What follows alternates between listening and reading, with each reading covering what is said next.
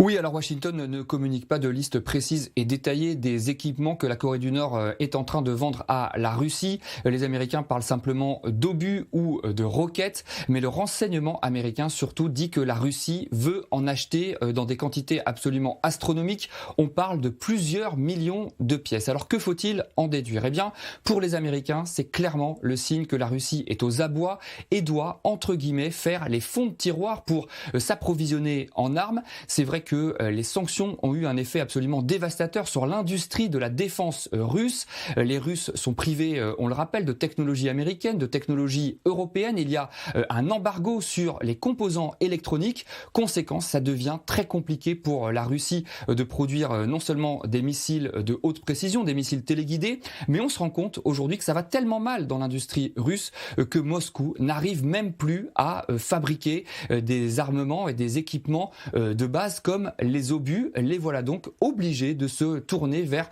un État paria, la Corée du Nord, pour refaire leur stock d'armement.